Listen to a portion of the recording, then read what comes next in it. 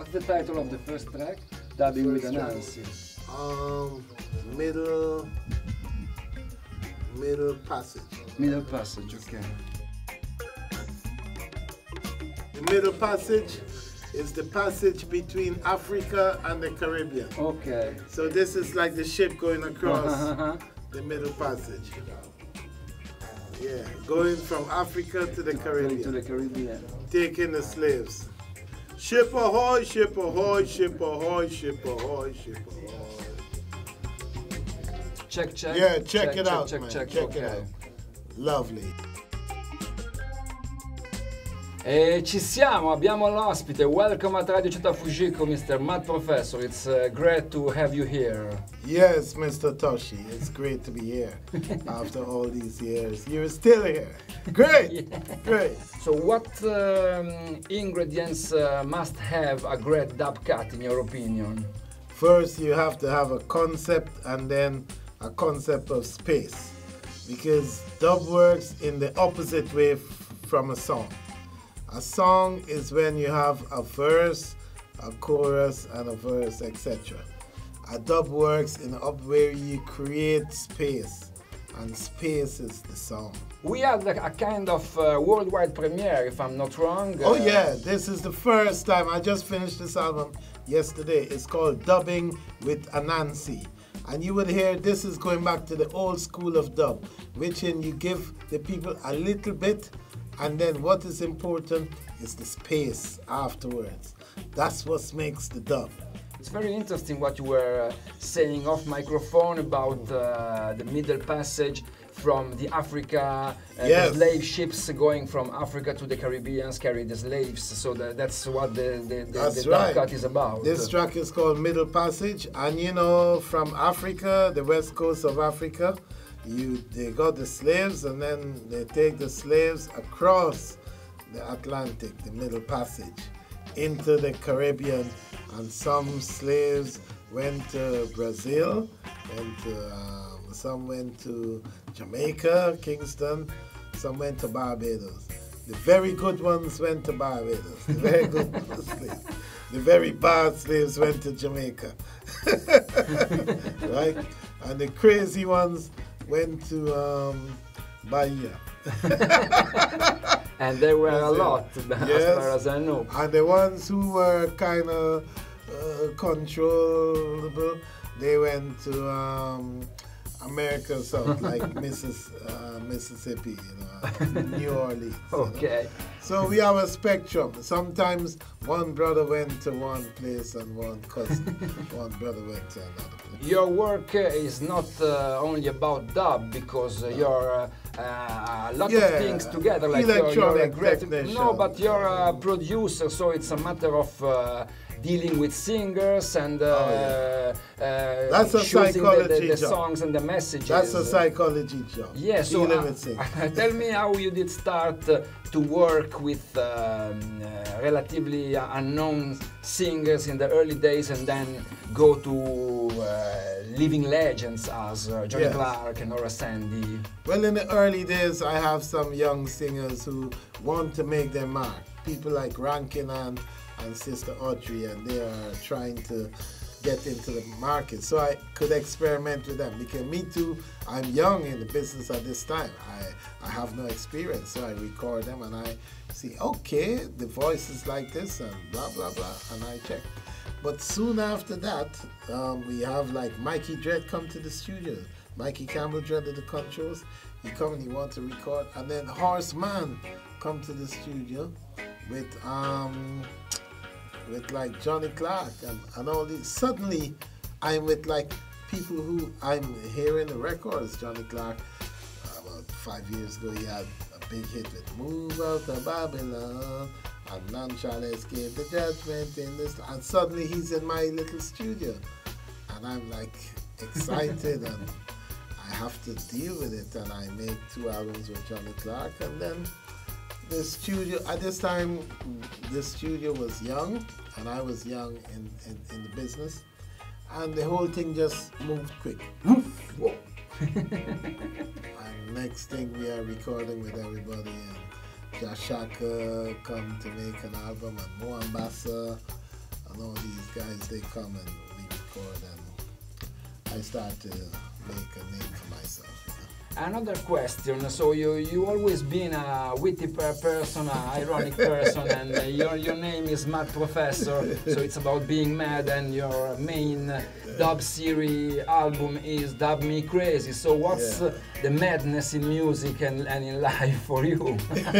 Well, you know, I have to laugh because it's a funny world we live in. It's a world you could take very serious if you want. But if you take this world too serious, you go mad, you know. And, you know, we are all here sent to do a job, and we have a purpose in life, you know. And some people might say, oh, but I am black, and I'm suffering, and this and that. But, you know, to me, it's not a problem. I love the challenge because, you know, it's exciting to make like a message and to make good things, you know. You don't have to go the stereotype way, you know, because you're black, you could stand up on a corner and beg every day and say, oh, I am poor, I have no money, and help me, help me. Or you could take matters into your own hands and say, fuck the system, you know? Sorry. No problem, no problem. I'm gonna turn it around. The four words. It's okay. It's okay for us. We don't have any censorship. And we're going back to the dubbing with Anansi. So Anansi is a spider coming from the Caribbean tradition. I think from the Jamaican tradition. Well, Anansi, funny enough, existed in Africa, especially around Ghana, and it's like a folk hero, and it's like a guy who guides us and misguides us, and he's like a very funny character. He's like a very witty character, and he's a little bit like the Greek got the Aesop. Okay. So he would tell fables and he would tell stories to guide you in life. Like, and it's half spider and half man. Yes, sometimes he's spider, sometimes he's a man. You know, he's a mystic. But funny enough, it's the only one of the few things that existed after slavery. That's important because when we crossed the Atlantic, we were not allowed to speak our language. Like if you spoke Yoruba, no Yoruba. If you speak Yoruba, the slave master come and beat you because he don't want you to start a revolution. So the slave master think, okay, only English or only Spanish. So, but what survived the crossing was Anansi.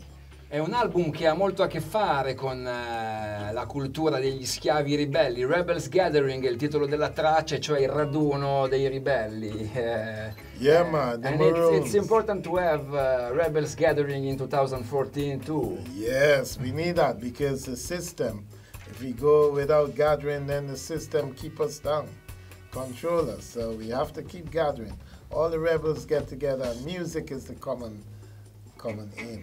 You know? Neil, would like to ask you something about the famous work you did with Massive Attack. And you did a whole dub album remixing the Protection album. So tell me the story behind it. I know you had some very weird phone messages, answering machine messages.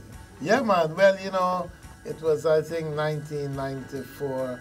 And I started the year. Normally I start the year with like maybe 20 dates booked in the year or so. And this year I start with no bookings.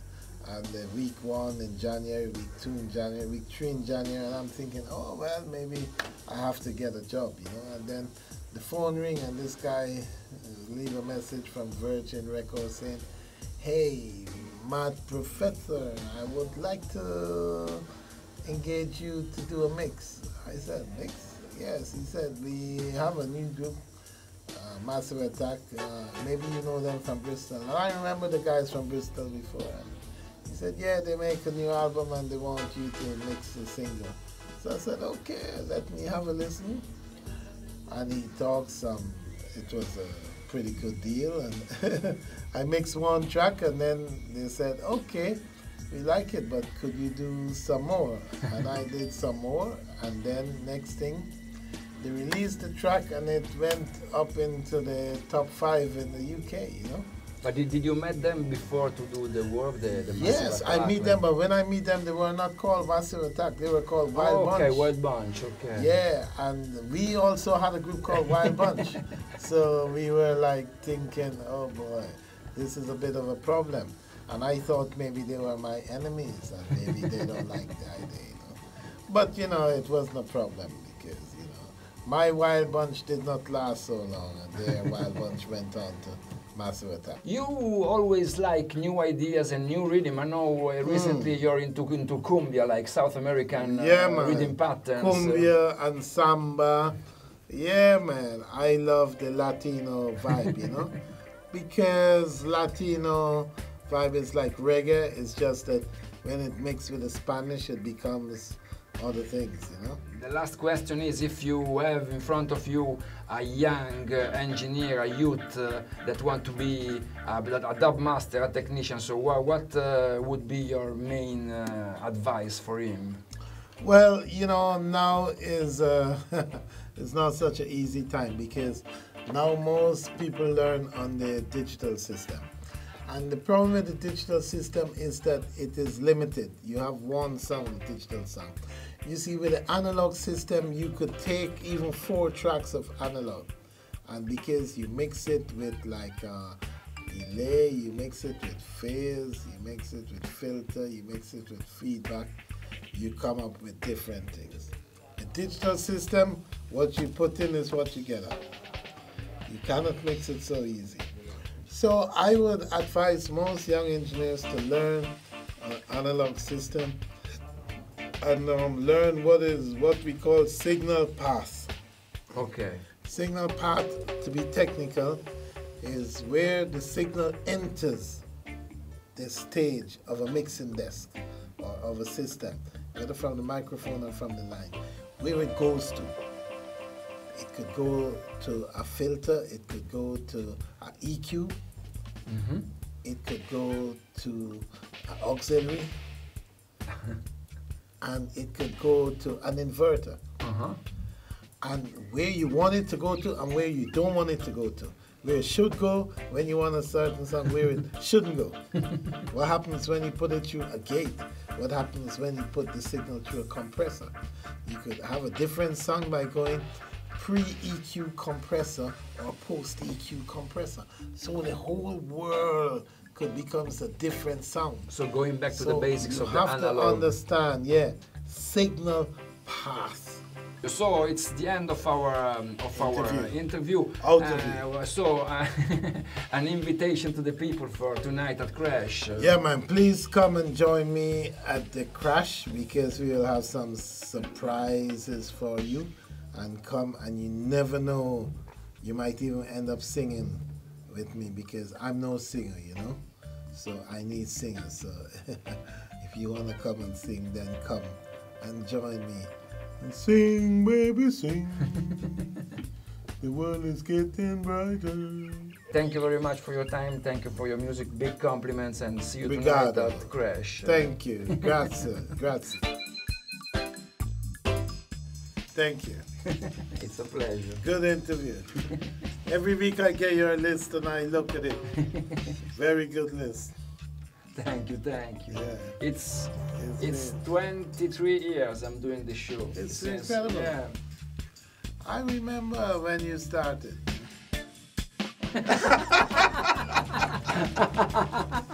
Amen. You have some music, listen. Yeah, sure.